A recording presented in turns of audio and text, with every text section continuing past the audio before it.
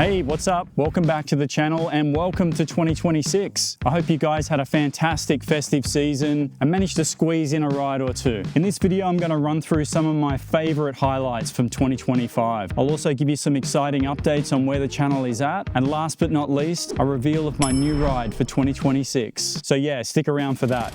The start of 2025, it was a pretty big challenge for me. I was still recovering from my broken fibula that happened in Nowra. Oh, Jesus. Oh, that's me done. You all right? I was itching to get back on the bike, but after 6 weeks off, I was just easing my way back into it. That said, I was determined to get back to where I was before the injury, and ideally, even better.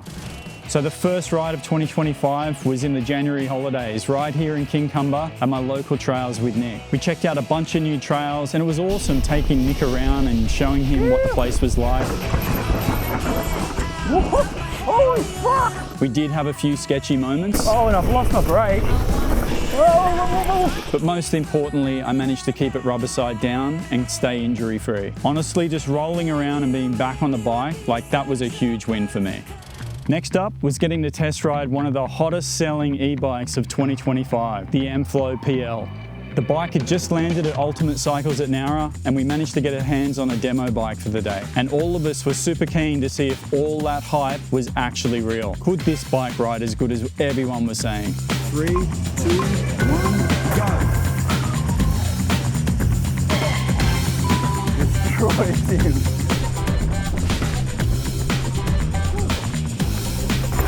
And yeah, it delivered. I think Shan summed it up perfectly in his wrap-up interview. Rolling into corners, the weight shift on the bike, the way that it changed directions was unlike anything I've ever gotten on an e-bike before. And fun fact, the video was never meant to be a product review. It was just meant to be a ride review with a new bike that landed in the shop. But after we watched back the footage, we realized we really only needed a couple of extra shots to make this a full-blown product review. And I'm glad we did. It turned out to be the most successful video on the channel.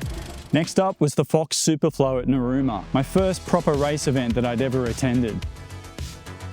The event was awesome. I was blown away by just the camaraderie and the good vibe that was over the whole event. I expected it to be really like race competitive. Yeah, it wasn't like that at all. It was really chill. Me on the other hand though, I was like shitting myself. I'm running around like asking everyone if I can actually go across a tape or go down a trail. I'm just gonna roll down and meet up with Shan. Oh, okay. I remember just feeling completely out of depth and not knowing what I was doing. On top of that, I had a brand new camera that I knew nothing about, leaning heavily on Shan to tell me how to use the damn thing. Forever grateful. Thank you, Shan. In the end, I was super proud of that video. Forced me to get out of my comfort zone and really push into an area that I'm not used to. It got really good feedback. The comments you guys provided was like next level, so good. It means so much, so thank you for jumping in the comments section and letting me know what you thought. I also got a sick bike to test that weekend from Ultimate Cycles, which I was forever grateful for. Let's go!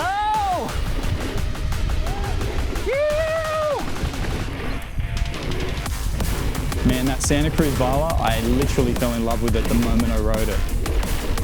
Yeah! And honestly, I've never jumped on a bike and it feel literally like my perfect bike straight away. Something just clicked with that bike, loved it. Did I make mistakes? Hell yeah. I lost probably 50% of that footage because I was fumbling around with the wrong settings on the camera, but managed to get just enough to scrape and edit across the line.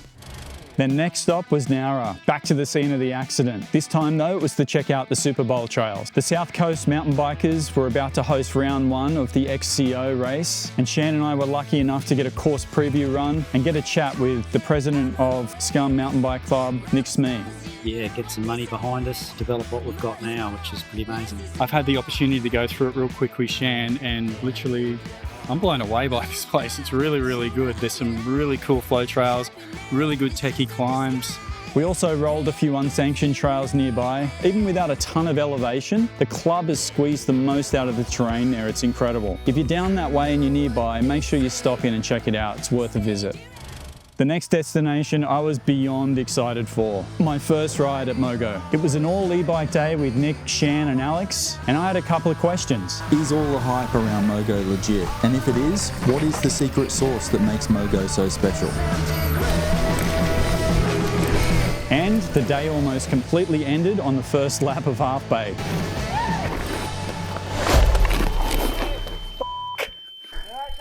Yeah, I'm okay. Well, that was not fun. Somebody had a oopsie. I was incredibly lucky to walk away from that one. I probably rode the rest of that day with a mild concussion. And then it was Alex's turn for a dirt nap. We were on Big Dog's Bone, Kodak Courage was in full force, and Alex was on an absolute heater. Oh, Alex is pushing away from me. He's flying. I was doing my best to stay on his wheel for the footage, while also remembering I had about $5,000 worth of camera gear sitting on my back. So yeah, mildly terrifying. Oh no! Bro, that was a huge. You know the bit that hurts the most? My nipple.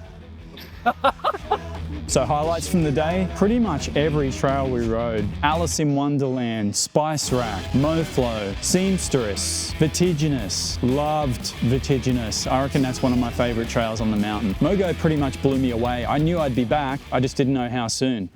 The second trip to Mogo turned into a massive creative challenge for me. On the drive down, I had tons of time to think, and I thought to myself, what if I make 2 videos of the same ride weekend? The main ride video, but then also a behind the scenes video as well. And then edit them all and release them both at the same time. It seemed like a great idea, but I had no idea how hard this was gonna be. I gotta admit, it's like full on crazy. You struggle just to remember to film certain things, but then to film yourself filming is a next level of complication that I didn't even realise would be this hard. For sure, the highlight of the weekend was the Banaga Wilderness Trail, but it wasn't without its own drama. My e-bike didn't charge overnight. I got one bar. I'm riding acoustic today. All the crew thought that I was doing it for the content, but I didn't, trust me. Riding Banaga on an acoustic in a crew full of e-bike riders is not fun. With a huge amount of help from Carl and Shan, I managed to get both videos edited in parallel and uploaded to YouTube. It forced me to think completely differently about filming and editing. It's definitely one of my favorite projects, and I'm genuinely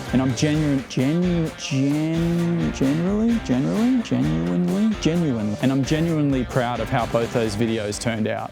And what better way to wrap up 2025 than see Otter Australia in Batemans Bay? And the best part, full media access, baby. No script, just get in there, create a video. I was pretty intimidated being surrounded by legit, proper cycling professional media. I was 100% suffering from imposter syndrome. And I almost came away from that event with no video. I just didn't think I captured enough. But the racing was awesome.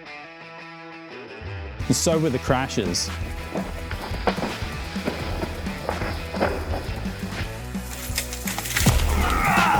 On the very first day, I had this shot in my head for the Tula Cross Country Marathon. I wanted to be right up front, capturing all the riders in the peloton as they left through the starting gate, having a drone in the air, and then chasing them out of Batemans Bay as they went up to Mogo Trails. So I'm at the front, I get the shot, that's me right there. I then race back, grab my controller, and then follow the entire peloton right out on the main road. Managed to get it somehow. Haven't seen one like it from the race coverage of Sea Otter, so pretty stoked with that one. Ultimate Cycles also hooked me up with an awesome bike rack, the Grip Sport Versa 1.4. I've been testing this thing out for the last few months, so keep an eye out for a review video soon. Huge thanks to Martin, Juliana from Rocky Trail Entertainment for the invite down. Can't wait to do it all again this year in 2026. All right, some updates on the channel. So back in early 2025, the channel became eligible for the YouTube Partner Program. I started this channel to capture epic ride weekends with mates, stuff you could watch back years later. And if you, the viewer, enjoyed them, that was just a bonus. But these videos take a crazy amount of time to capture, to edit, not to mention the cost of all the camera gear. So in July 2025, I decided to monetize the channel and just help things become more sustainable. I honestly can't thank you guys enough for all the support. All right, now for the big one. My new ride for 2026 is the Santa Cruz Vala GX Axis. I'm absolutely stoked to share that through this channel, I've been accepted as an ambassador for Santa Cruz Cycles. Congratulations on becoming Santa Cruz ambassador. Yeah! That's the Santa Cruz Australia. And also a Ultimate Cycles ambassador. Stoked. We are on board. A massive thanks again to Ultimate Cycles, all the help from Russ and Nick and all the rest of the crew there at the shop.